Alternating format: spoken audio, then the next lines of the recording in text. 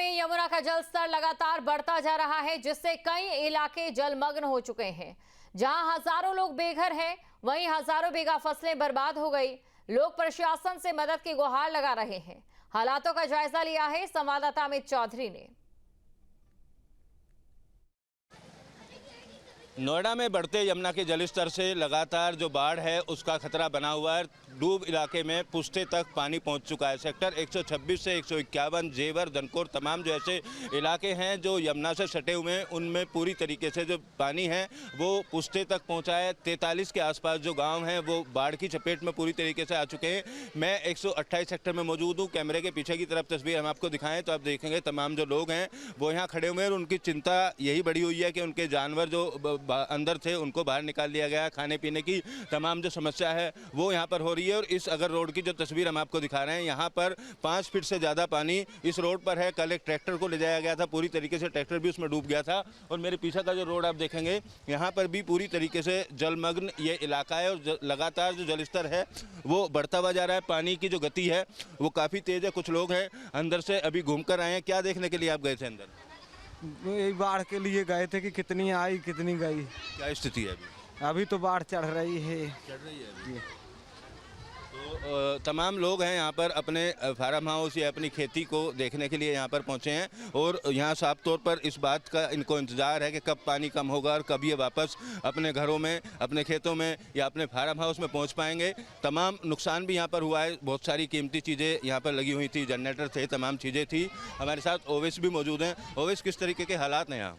क्योंकि देखिए हमें इस अगर आपसे बात की जाए और साफ़ तौर पर यहाँ का नज़ारा देखा जाए, क्योंकि सेक्टर 128 है ये और यहाँ पर पूरी तरह से आपको जहाँ जहाँ आपकी निगाह जाएगी आपको पानी पानी नज़र आ रहा होगा। तो बहरहाल सी बात है कि यमुना का जो जलस्तर बढ़ा है उसको लेकर के कहीं ना कहीं लोगों के सामने मुसीबतों के संकेत तो पहले से शुरू हो चुके हैं। लेकिन सबसे बड़ी समस्या उन लोगों के लिए है जो लोग घर से बेघर हो गए हैं और साथ ही साथ जो बच्चों की शिक्षा का सबसे बड़ा सवाल था, क्योंकि घरों के अंदर पानी लोग जब जाके शिविर में रह रहे हैं, कैंपों में रह रहे हैं, तो उनके माँ बाप को सबसे बड़ी चिंता सता रही है कि उनके जो एग्ज़ाम बिल्कुल नज़दीक हैं, आखिरकार वो अपनी पढ़ाई को पूरा कैसे कर पाएंगे। क्योंकि जिस जगह पर हम खड़े हैं यहाँ की अगर बात की जाए जो आसपास के यहाँ पे स्कूल्स होंगे तो पूरी तरह से बंद हैं। क्योंकि अब स्कूल बंद होने के बाद साथ ही माँ बाप की चिंता की जो लकीरें हैं वो उनके माथों पर नजर आनी शुरू हो गई हैं। क्योंकि जिस तरह से हमने यहाँ लोगों से बातचीत की है तो उनका साफ तौर पे ये कहना है कि जो उनके एग्ज़ाम है, उनका जो आने वाला भविष्य है, उस पर कहीं ना कहीं हमें संकट नज़र आ रहा है। क्योंकि हालात को काबू होने में अभी वक्त लगेगा। क्योंकि जिस तरह से लगातार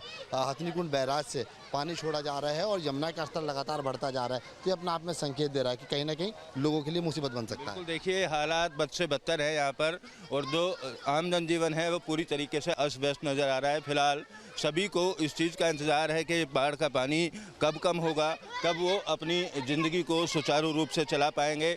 जो भी मजदूर वर्ग के लोग हैं ख़ास तौर पर या किसान हैं, उन लोगों की समस्या बहुत ज़्यादा बढ़ी हुई है।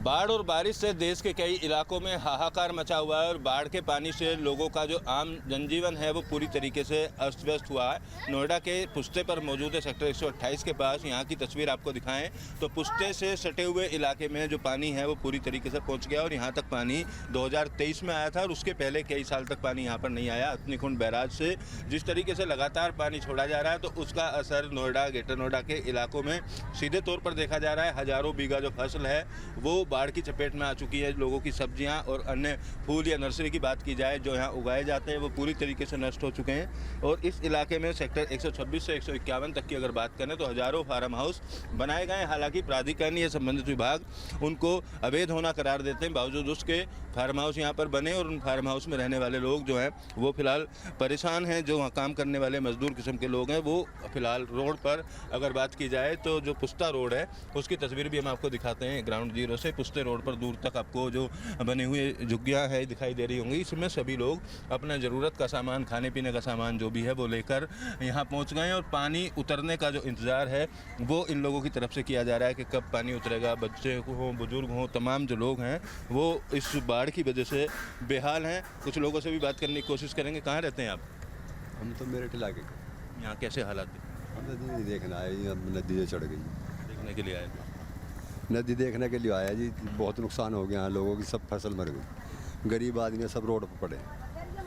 हालात तो बढ़ती जा रही है जी।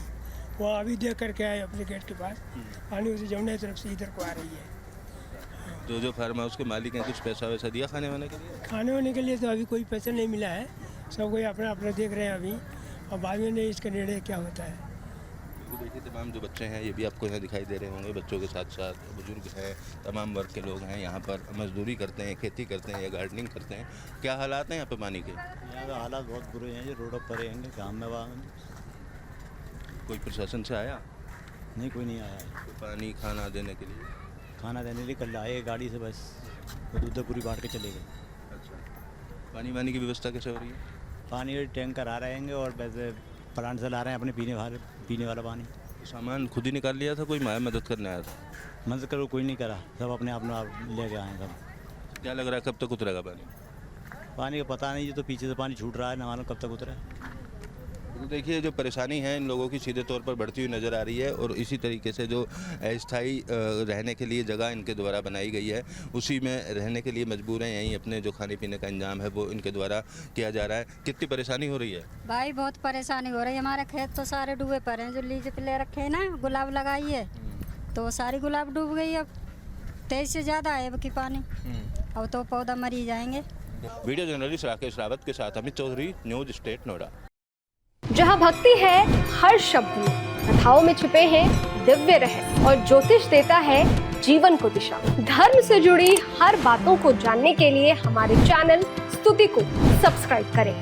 चैनल पर जाने के लिए इस लिंक पर क्लिक करें।